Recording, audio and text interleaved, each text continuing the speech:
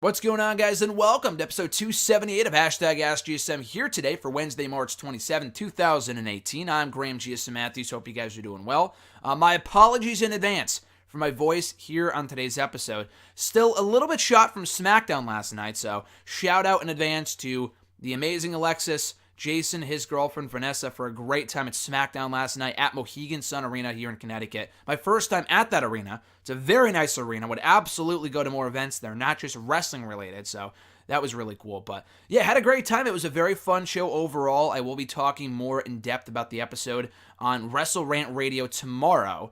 So for my full on-site report from SmackDown, be sure to check that out tomorrow on WrestleRant Radio. I will be talking about my thoughts, giving my thoughts on the show here on #SGSM as well, considering a lot of your questions have to do with SmackDown on Tuesday. So more on that momentarily. But if you guys want to send in a question to the show, you can do so by tweeting me onto the Twitter machine at WrestleRant with the #AskGSM.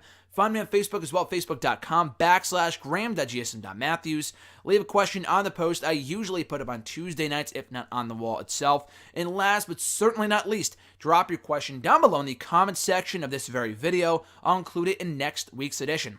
So let's get started here first with Prince of Strong Style from YouTube. He sent this question in a few days ago, if not like a week ago, so thanks to him for sending it in so far in advance. His question was, what is your definition of wrestling psychology? For my money, it's sort of mixed in with storytelling as a wrestler's motivation for their actions in a match. A good example is Dolph Ziggler versus Alberto Del Rio from Payback 2013. With that match's focus, I think he meant match's focus.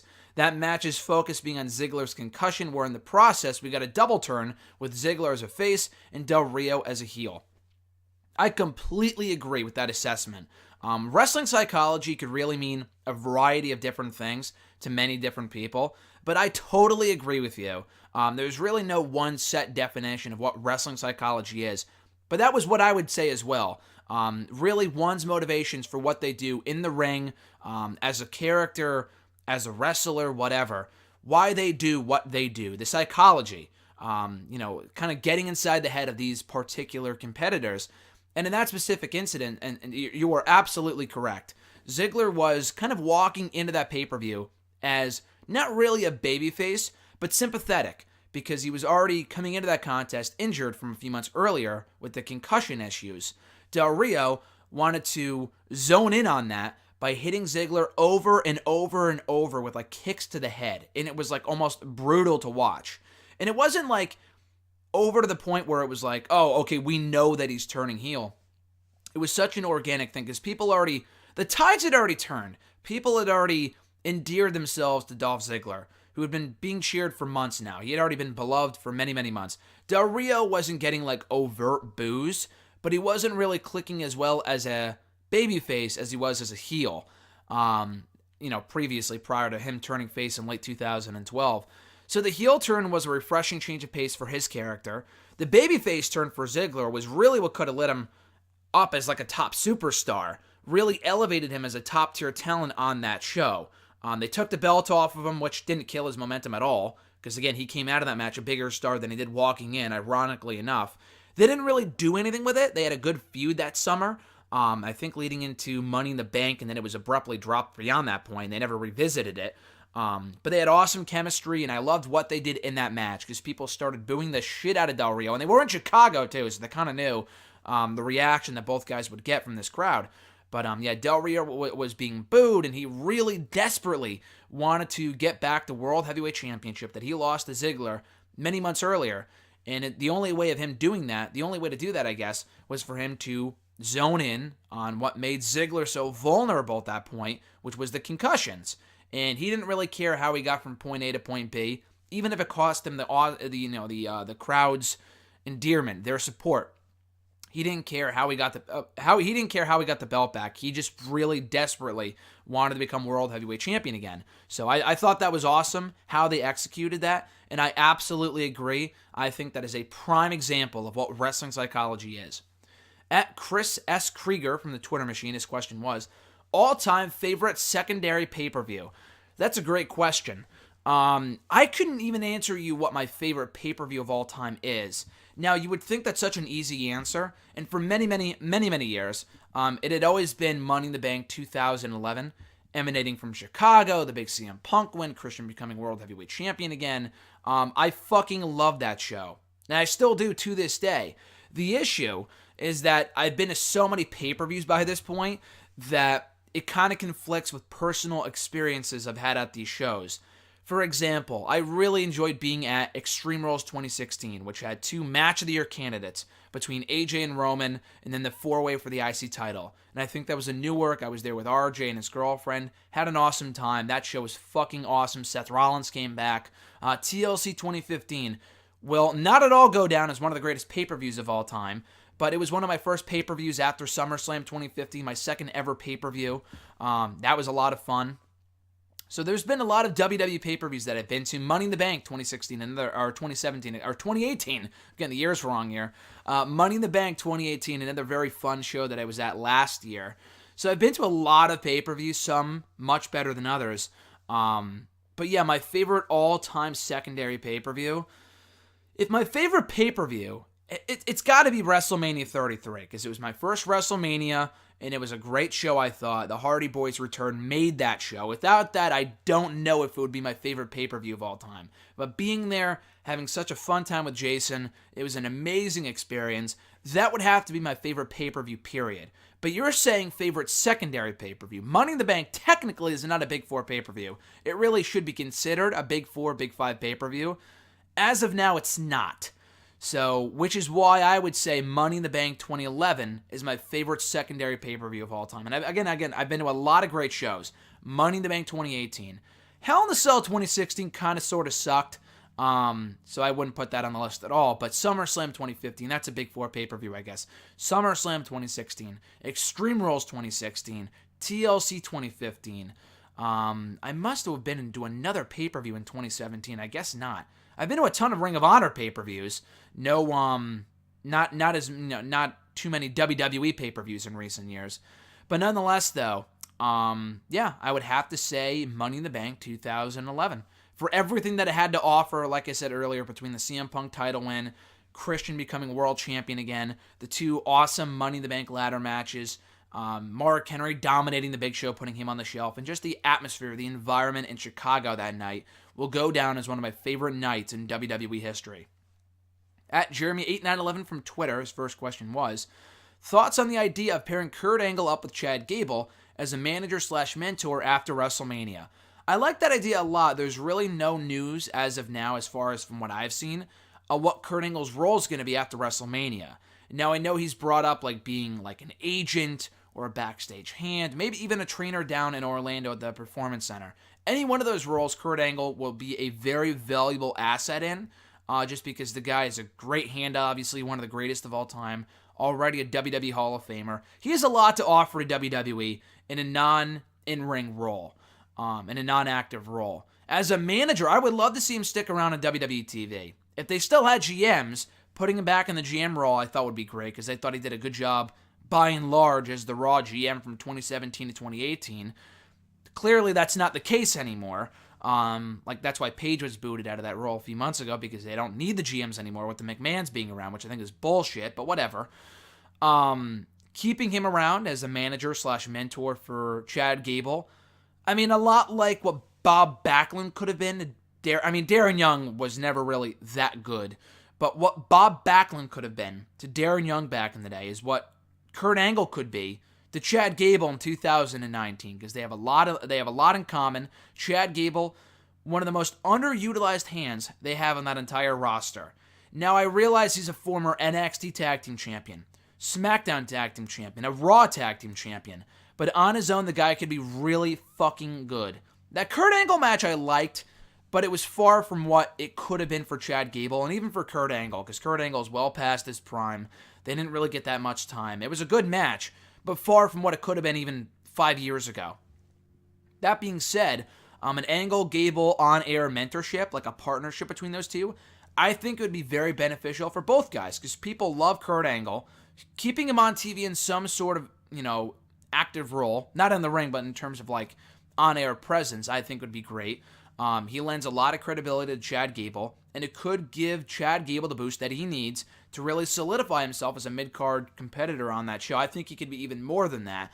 But, like, starting out, the guy really isn't doing much at the moment, so pairing him up with Kurt Angle, I think could be a good way of kind of serving as a launching pad for superstardom to him on Raw or SmackDown, wherever he ends up after WrestleMania. But I like that idea a lot, and that's been pitched for a few years now. Like, I mean, people were pitching that all the way back in, like, 2016, when Angle first wrapped up with TNA, and then, people were thinking, oh, maybe he'll manage American Alpha, and obviously that never happened. And Kurt Angle, he ended up having Jason Jordan as his illegitimate son, which was such a dumb, stupid storyline that we'll never get a wrap-up on because Jordan got hurt, and he hasn't been back since, and that was over a year ago. But, the Angle-Chad Gable thing could work if it was booked properly, absolutely. Jeremy's second question, do you think WWE is unifying the women's championships at WrestleMania? I do. And this could merely be a case of, which I had read this morning from Meltzer, of WWE wanting to cut down on the match count for WrestleMania because they already have like 15 to 17 matches lined up for Mania, probably including what could have been the SmackDown Women's Championship match. To be totally honest with you, I would have kept the belt. I really would have kept the belt on Charlotte, but Asuka versus any one of those four women in that four-way, which was supposed to happen on Tuesday, did nothing for me. We've already seen Asuka beat all four women at one point or another. She had that feud with Carmella last year, and it sucked. The matches were awful, so I didn't really want to see that again at WrestleMania. Her and Naomi was probably the best bet. Even that we've seen. They had a good match on SmackDown a few months ago. Naomi really hasn't been doing a lot in recent months, so I didn't really like the idea of Naomi Asuka again. And Asuka's already beaten Mandy Rose and Sonya Deville on two separate occasions, so that's why we didn't get those matches either. But I would have, maybe done her and Lacey Evans. I know that was an idea at some point, and Lacey Evans we have not seen on the show in a while. I don't know where she went. She was on the show maybe a week or two ago, but she wasn't on Raw or SmackDown this week. Maybe last week too, I don't remember. But that could have been an idea, or having Asuka face the winner of a Battle Royal on the kickoff show, which I guess Asuka will now end up in, which is fucking bullshit, considering where she was a year ago. People are like, oh, she'll be fine. She won the women's title. She was undefeated for a few years. Listen, Asuka has been underutilized now, ever really since she lost to Charlotte at WrestleMania last year. None of this bullshit that, oh, she's so accomplished, she'll be fine. Yeah, she'll likely be fine, but there's no denying that they have fucking ruined this girl since WrestleMania last year. Having her lose to Charlotte when she did, okay, you know what? It happened at WrestleMania. That's fine. It was a great match. It's all about the aftermath, though. It's all about how she rebounds. She never rebounded. She went to SmackDown in the Superstar Shakeup, but that was it. She did nothing on SmackDown. She sat on the sidelines for months. She got a couple different title shots in the summer, lost every fucking time to Carmella of all people, and the matches were awful. So if that didn't bury 6 feet under, Asuka 6 feet under, I didn't really know what would, except keeping her off TV for another few months. She aligns with Naomi for like a month or two, loses to the fucking Iconics at Super Showdown, which I guess made sense because it took place in the hometown of the Iconics, but we never saw a rematch, and nothing ever came out of that at all. It's not like the Iconics got a boost out of it. Asuka was still a loser until she won the SmackDown Women's Championship in the main event of TLC 2018. Fantastic match. Great win for Asuka. Nothing came of it. She beat Becky Lynch in the Rumble, which is even more puzzling in retrospect when you take the belt off of her fucking 2 weeks less until WrestleMania. Less than 2 weeks away from WrestleMania 35. Why? The booking is all over the place here. It's such a fucking mess. If they wanted to unify the championships at WrestleMania, which I'm not super high on that idea, but it has its pros and its cons. First of all, the WWE Women's Tag Team titles are shared between all the brands. Raw, SmackDown, whatever. NXT, NXT UK, whatever. I guess they want to do the same thing with the Raw and SmackDown Women's Championships because the divisions aren't deep enough to warrant having two titles, which I figured was the case a few years ago when they first started this brand split, and it worked out at first, but after a while, we were seeing the same matches over and over and over. And it's not like they're really doing anything with the divisions, and either Raw or SmackDown at the moment. Lana sucks. Ember Moon is hurt at the moment. Nia Jax and Tamina are terrible. Banks and Bayley would be great to have around in the Raw Women's Championship picture, but they haven't really been doing much outside of the tag team stuff in many, many months. They have not been vying for the Raw Women's Championship in a long time. Alexa Bliss is a glorified fucking talk show host at this point. So they might as well say fuck it and just merge the belts. Because why the fuck not? Ronda Rousey, Becky Lynch, and Charlotte are the only women that really mean anything at the moment. Aside from, I would say Asuka, but she lost the belt last night, so she doesn't really mean much either. Although the match was great, but still, I'm not a fan of them taking the belt off of Asuka so close to WrestleMania. But yeah, I mean, again, there's a couple different ways they can go with this. I find it very hard to believe that Charlotte would walk into WrestleMania as the SmackDown Women's Champion and not put that belt on the line. At this point, just merge the two titles. Charlotte's already champion. Put it on the line. Why wouldn't she put it on the line? It's not like, oh, Becky and Ronda, they don't deserve a shot. Fucking Charlotte didn't deserve a shot either. She hasn't won on pay-per-view since last summer. So at this point, why the hell not? You know what I mean? Like, does it even really matter at this point? Put the belt on the line, have Becky win both, have her appear on both shows. That's what I would do.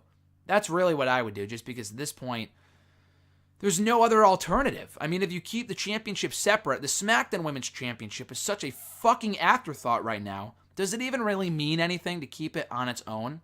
They should probably do the same thing with the tag team titles. This Raw and SmackDown tag team titles mean nothing right now. Maybe the SmackDown tag team titles, the Raw tag titles, are just props at this point. So merge the two titles, see what comes of it. Because if they don't, that makes the move to put the belt on Charlotte even that much more puzzling. Because why would you take a belt off of Asuka so close to WrestleMania when it won't even be defended at WrestleMania? That would make it even that much dumber. So again, I would keep the belt. I would keep the belts merged or merge them, whatever. Not keep them merged because they're not merged, but I would merge the two titles. I think it makes the most sense. Put both belts on Becky coming out of WrestleMania.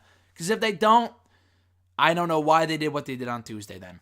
Next question comes from the beautiful @Lex DiGiacomo from the Twitter machine. Her question was, do you think this road to WrestleMania is terribly unorganized? The title change, the gauntlet matches, etc. I also had such an amazing time last night with you, and Kurt Angle and AJ deserve better. Like I said earlier, it was an awesome time at SmackDown. Thanks to Alexis for joining me. Not our first SmackDown, and won't be our last either. And also thanks to Jason and Vanessa for joining us. They were sitting on an opposite side of the arena, but it was great being with them prior to the show. So hopefully we can have an equally amazing time at Money in the Bank in 2 months. Because yes, I will be at Money in the Bank in 2 months as well in Hartford, Connecticut. I was at Money in the Bank last year. I'll be at Money in the Bank this year as well. So looking forward to that. But her question about Road to WrestleMania being unorganized, the title changes, the gauntlet matches.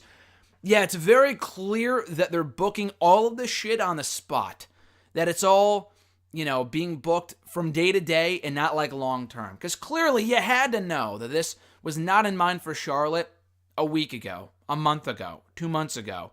All of these stories, I'm not saying that they should know what they want to do week to week leading up to WrestleMania. But really, they should have a better idea of what the fuck their end game is with all of this shit. Because if they wanted to put the belt on Charlotte going into WrestleMania, that's not something you do on a whim. That's something they could have done. Honestly, had they done this at like Fastlane or Elimination Chamber, I would have been maybe okay with it. Possibly. Had they done Charlotte and Asuka at one of those two pay-per-views, to do it on the SmackDown 2 weeks before WrestleMania is fucking stupid. Because again, it was cool to see live. The title changed hands. It was a big show. Thoroughly enjoyed being able to see it live. Putting my personal feelings aside, as a fan, from a booking standpoint, it made absolutely no sense. So again, the gauntlet matches, it feels like we've seen fucking 20 of those in the last number of months. And they're all entertaining, don't get me wrong. But like, why wait this long to book Kofi and Daniel Bryan for WrestleMania? Why wait this long? They could have got the match announced and out of the way by now, many weeks ago. And yeah, it makes Kofi's struggle and chase for the championship mean that much more, but there's other ways of getting to that point without doing the same thing week after week with the guy trying to earn his opportunity. Had they done this months ago, I mean, Kofi's chase for the title really started back in like February, but this could have been done after the Rumble. Obviously, Kofi's push came out of nowhere, And it wasn't something that was planned many months ago because Daniel Bryan's opponent was unknown dating back to like January, December. It really wasn't until after Elimination Chamber they were like, okay, Kofi's really over right now. Let's go with him in that spot instead. But still, like that type of stuff, you got to book on the fly. It's organic. It's an awesome story. But the other things like with Charlotte, Ronda, and Becky, they just obviously come up with shit the day of these shows and think it's a good idea to do them on television. They made that storyline so much more convoluted than it needed to be. And there's other feuds on this road to WrestleMania that aren't getting nearly enough development and television time because all the focus is going to the top matches. And that's the issues that you run in with having such a stacked card. Now, I'm looking forward to Bryan and Kofi and all the other matches. Triple H and Batista, their build has been lackluster overall, but I'm still looking forward to it. Same thing with Rollins and Lesnar, which has left a lot to be desired, of course. But still, I still think it has the potential to be a show stealer. But what about AJ and Orton? They had that great verbal exchange 2 weeks ago. Nothing since. Nothing. And all the focus has been on this fucking, all the gauntlet matches and whatnot. And that's great, but I mean, actually, they interacted on last night's SmackDown, and the Kurt and AJ match should have gone a lot longer than it did. But, it really peaked with that promo. Rey Mysterio and Samoa Joe. What the hell happened to that? And they showed Rey Mysterio on SmackDown last night in a backstage segment talking about Samoa Joe. That's great and all, but he pinned Samoa Joe 2 weeks ago. There has been no follow-up since that point. What the fuck are they doing? All of these matches, like a good portion of the card, I would say 50% of the card for WrestleMania, does not feel like there has been enough development to warrant these matches happening at WrestleMania. The Raw SmackDown Tag Team titles, we have no idea what's going on with those matches. I don't know, it just feels like one giant mess. So I could not agree more that it's terribly unorganized, and if you're going to have such a big card, they should do a better job of devoting enough time to each match week to week to week. And the gauntlet matches are great, like I said, but when they take up an hour of television time that could be devoted to building up Joe and Rey Mysterio, Orton and AJ Styles, a SmackDown Women's Championship match, the tag team division, that's when it becomes a problem, especially on a 2-hour show. So that's my issue with the road to WrestleMania. And like I've said before, I think I might have mentioned this last week, the road to WrestleMania being disappointing overall doesn't mean we're in for a disappointing WrestleMania. Because I've seen roads to the WrestleMania that were atrocious, that there was no build, no excitement, and the WrestleMania ruled. On the other side of the coin, I've seen road to WrestleManias that were fucking awesome. I could not be any more excited for the event, and the WrestleMania fell flat. I've seen roads to WrestleMania where the build was great, and the event was great. I've seen roads to WrestleMania where the build was shit, and the event was shit. We've seen it all. So there's no telling what this means for WrestleMania. Just because the build has been all over the place with the Kofi Bryan stuff, Rollins and Lesnar, especially the women, and all the other matches on the card, doesn't mean that WrestleMania 35 is guaranteed to suck. But that doesn't mean it's guaranteed to be great either. It could very well go either way, depending on the execution. So, again, though, thanks to Alexis for joining me last night. We had an awesome time at Mohegan Sun. It's been our 4th show that we've been to? We were at SmackDown in Brooklyn 2 days after SummerSlam back in August. We went to a WWE house show in October. We went to Final Battle in December. And now this SmackDown. And we'll be at all the WrestleMania weekend shows. So, as of now, this was our 4th wrestling show. And, it was a fun time. Looking forward to many more. Next question comes from John Ritland at Reborn Again from the Twitter machine. His question was, after SmackDown, should Asuka leave? Seriously, they do not know how to book her. I will say, the booking of Asuka is not as egregious as it has been for people like Gallows and Anderson or EC3, which is way worse. That being said, it's far from great. I mentioned this earlier, but with Asuka, she was undefeated in NXT for like 2.5 years. She was booked to be this unstoppable force. She went on to WrestleMania last year, lost to Charlotte. It's been all downhill ever since. And yeah, she's had her few bright spots, winning the TLC 18 main event by becoming the SmackDown Women's Champion, beating Becky Lynch at the Rumble clean. But again, the booking is so up and down, which I guess could be said for the rest of the roster as well. But with Asuka, it's more so. Like, it's especially worse considering her potential, her star power, how great she is, and the fact that this year, as of right now, she does not have a match at WrestleMania. And they don't know how to book her. The main roster has completely fucked her over since WrestleMania 34. So if she wanted to leave, I would not blame her one bit. And I don't know if I would be against that either. I would give it more time to see how she rebounds and what happens in the next 6 months to a year. That may be a bit long, and I may be too optimistic here, but she could always bounce back, become a focal point on the show again. Who knows? Or she could just become a background player, the same way that Naomi has been, and Carmella and people like that, which is whatever. But if that becomes the case, then I would say, like, yeah, it's probably better off that she leaves. But that being said, I don't know when that might be. I'm not sure when her contract expires. It could be after WrestleMania. I really don't know. But it's definitely a possibility. If Asuka was to leave, she'd be a great asset pretty much anywhere else she wanted to go. Whether it be back in Japan, which would be my guess, or even AEW, Ring of Honor maybe too, like, low rent for her. I love Ring of Honor, don't get me wrong. I can't see Asuka going to Ring of Honor. But it would be cool, though. So anyway, yeah, should Asuka leave? I'm going to say no as of right now, but I would not blame her if she did, and I would not be mad if she did either, just because she could be booked better elsewhere, but I'm also partially optimistic that she will bounce back, and that's just the optimism in me. That's just me being the ultimate optimist. I'm not saying that she will bounce back, because you never know with this company. She could be a forever background player from this point forward. We could be listening back to this 6 months from now, and she's still being booked like shit or just isn't on the show, and we'll be like, yeah, she probably should have left. But again, it's hard to tell as of right now, but I will say the booking of Asuka in recent months anyway has, yes, absolutely been terrible. His second question, do you think this current road to WrestleMania will push any talents to want to leave when their contracts are up? So kind of going off that question, potentially Asuka, kind of going off what you said earlier, Gallows and Anderson, obviously, that's a given. It was really funny because I read a report about a week or so ago. I mean, it was about a month ago. It was reported that, hey, their contracts are up in like the fall and they're looking to leave. They're considering all options, blah, blah, blah. It was later reported that unlike the Revival, WWE might be taking a different approach to them. Because unlike the Revival, who contracts are up, their contracts aren't up until like 2020. So they want to make the most of them while they have them. Gallows and Anderson, they're gone a lot sooner than the Revival.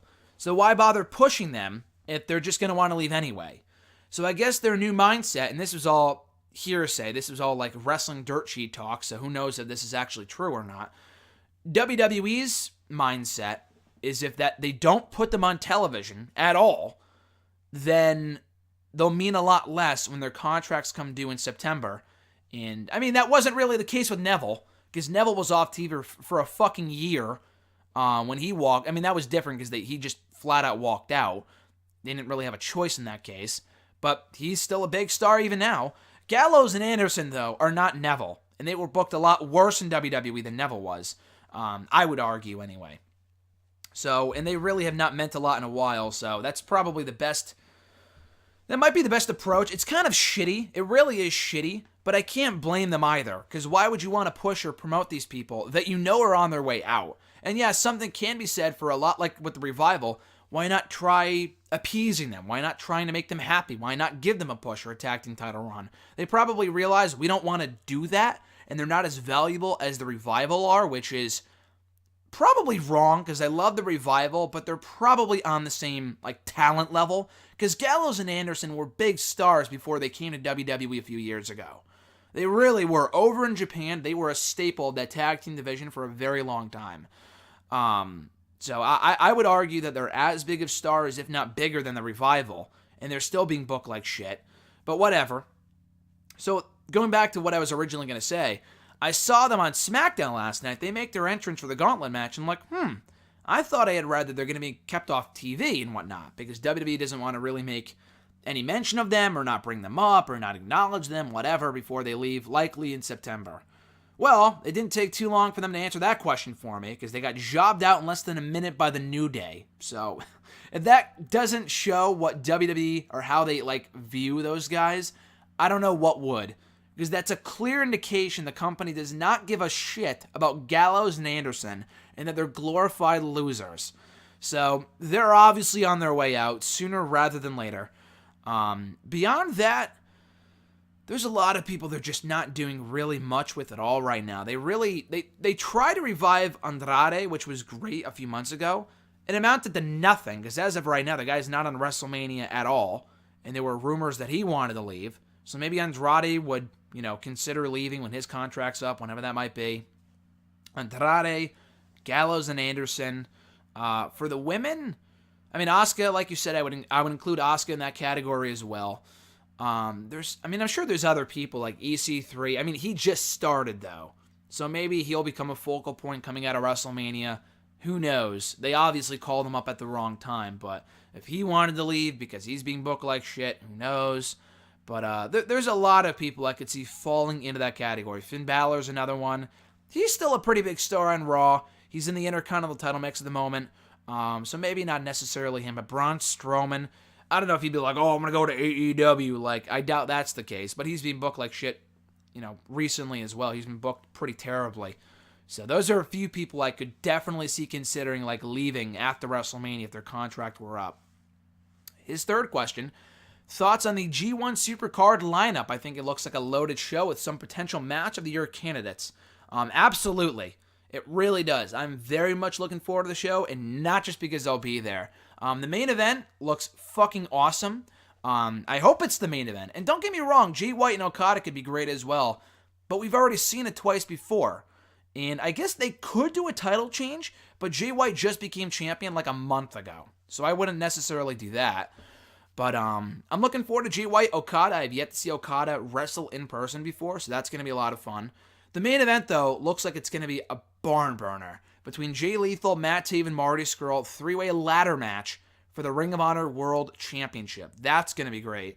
Looking forward to those two matches.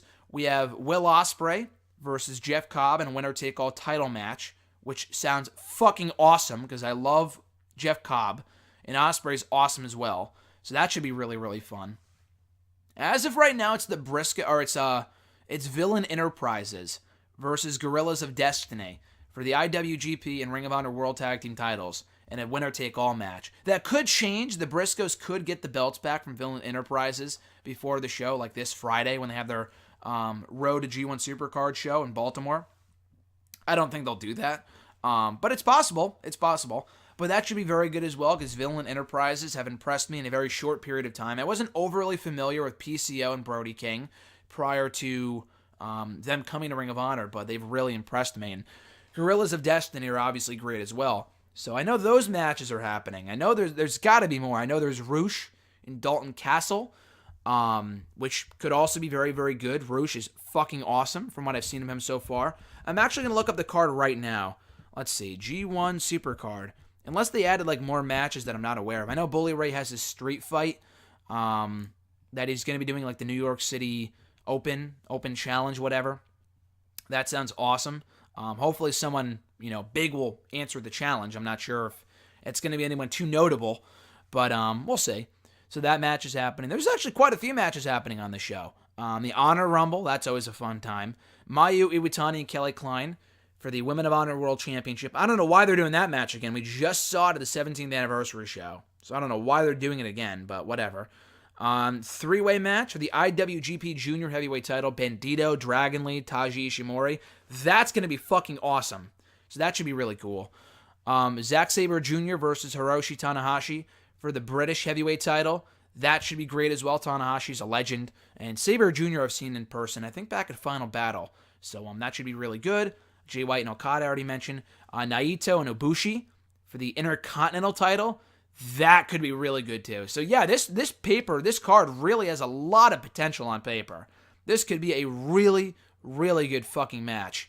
So I'm really looking forward to this match, or this whole show, because this whole show has a ton of potential to be just a standout event. So I'm looking forward to being there. It's going to be a real fun time for sure. Next question comes from @Scarlet1 on the Twitter machine. Their question was, what is the most well-built WWE storyline heading into WrestleMania, and why is it Miz versus Shane? I agree. Miz and Shane is the most well-built match in that entire WrestleMania card. Now, you could argue, what about Kofi and Bryan? They're telling a great story. And they are. But again, they're making it more convoluted than it needs to be. What's with all the fucking gauntlet matches? Just give Kofi the shot 2 or 3 weeks ago, so you have more time to advertise the match ahead of WrestleMania. We all knew it was going on. We all knew it was happening, dating back to like early March. I think we all figured that out like a month ago, or even late April or late February. I think we all assumed it was going to be Kofi and Bryan at WrestleMania. That being said, it helps to advertise it in advance, not 2 weeks before the fucking pay-per-view. But Miz and Shane, I've really liked a lot. The turn was great. Shane's post-pay-per-view promo on SmackDown, his first promo as a heel in a very long time, I thought was very good. Miz's babyface promo last week was fucking awesome, no pun intended. I thought he did a great job in that role. And this week, the Brawl was one of the better parts of SmackDown. So, again, I'm really looking forward to Miz and Shane. The Falls Count Anywhere stipulation is super smart because it allows Shane to do all the crazy shit that he's known for and not be relegated to a standard singles match where he would do well, but unless it's like against a guy like AJ Styles, like we saw 2 years ago, I don't know if it's up Shane's alley to have like a great singles match at this point in his career. So I'm glad we're getting Miz and Shane in a Falls Count Anywhere match. The build has been very well done. Miz is getting over as a babyface far better than I imagined. And I knew this would happen with Miz if they booked him the right way, and so far he's holding his own. He's doing a great job as a fan favorite, and I'm looking forward to the match. Job well done. The rest of the card, I cannot say the same for every other match at WrestleMania. Even Kofi and Bryan, like I said, it's way more convoluted than it needs to be. Why not just give Kofi the opportunity a few weeks ago when he won the Gauntlet match and did this and did that? He pinned Daniel Bryan after Fastlane. That's all he fucking needed to do to face the champion at WrestleMania. Putting the guy through hoops when you only have a month-long build for the pay-per-view seems very unnecessary to me. And the rest of the card, Rollins and Lesnar, there is almost no excitement surrounding that match whatsoever. Batista, Triple H, very hit or miss so far. You have... what else? The women's match, don't even get me started on how big of a mess that has become. The other matches on the card, Bobby and Balor, I don't really care about that. Joe and Rey Mysterio, I think, is good, but the build has been nearly non-existent over the past 2 weeks. AJ and Orton, they've had a good feud. It kind of peaked with that promo 2 weeks ago because they've been barely on the show since. And now having Orton interrupt an AJ Styles Kurt Angle match a fucking minute into it is not my idea of furthering a feud effectively. Kurt Angle and Baron Corbin could not give two shits about it. So again, Miz and Shane deserve credit for holding their own in this feud and making it one of the better programs on the entire road to WrestleMania right now. I'm actually really looking forward to that match. And final 2 questions come from Sal at the Wrestle Guy on the Twitter machine. His first question was, since Ronda Rousey versus Charlotte Flair versus Becky Lynch is closing WrestleMania, which match should open WrestleMania? That's a good question. Miz and Shane would be good in that spot, a lot like AJ and Shane opened WrestleMania back 2 years ago. That would be a good match, because like I just got done talking about, the feud has been very well built and well done up to this point, so it would be a hot start to the show. Either that, a SmackDown Tag Team title match with like the Usos and the Hardys, or some sort of like multi-team match. I really want it to be the Usos and the Hardys. I doubt that's happening because we've got no indication that match is going to happen at WrestleMania, but I would love to see that.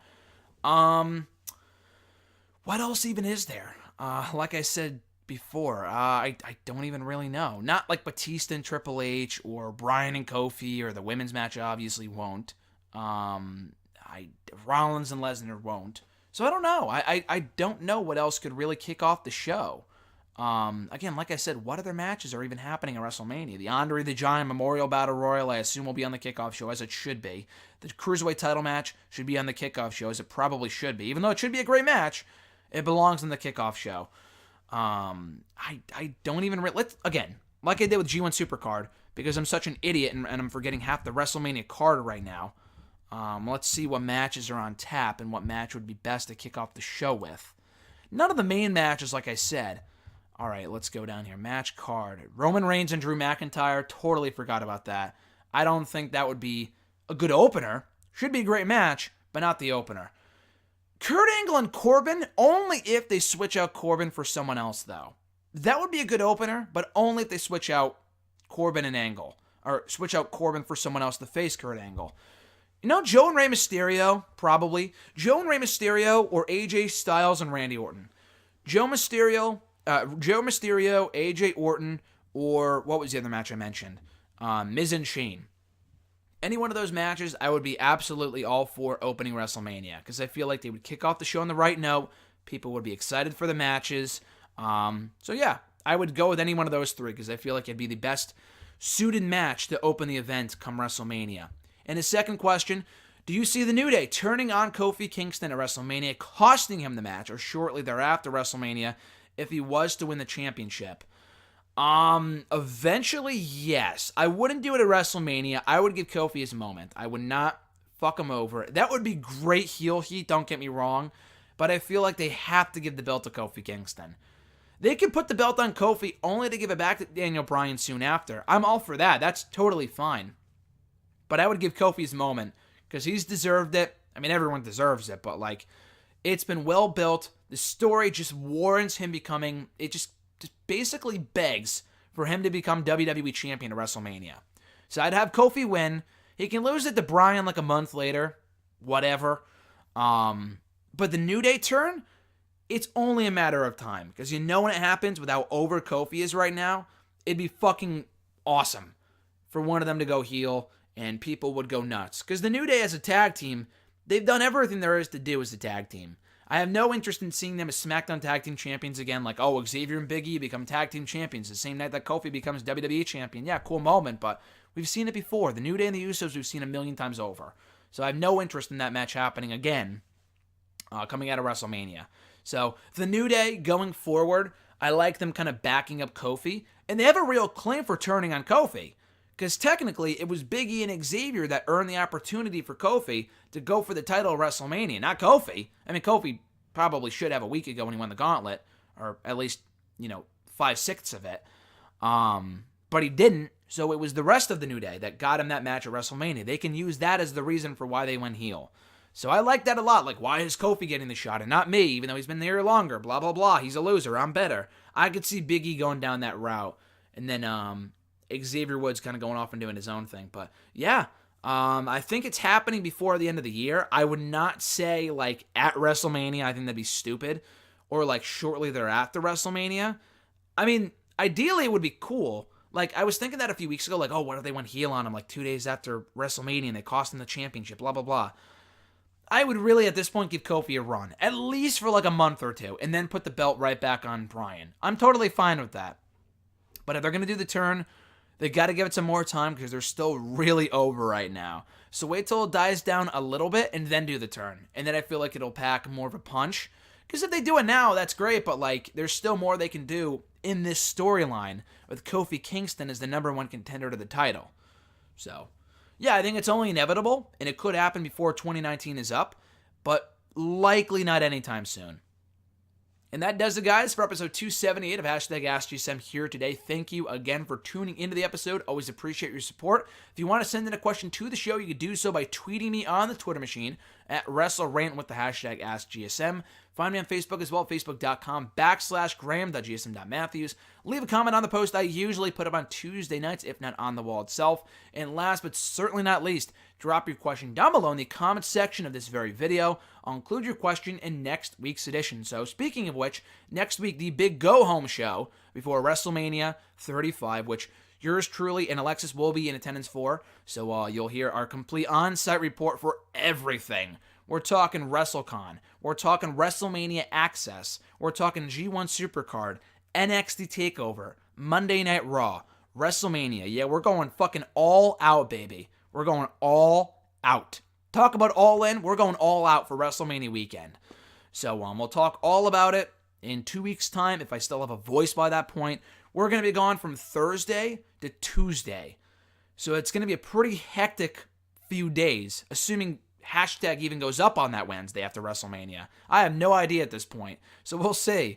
I don't know how I was able to get it up 2 years ago. My voice was still shot even then. So we'll see.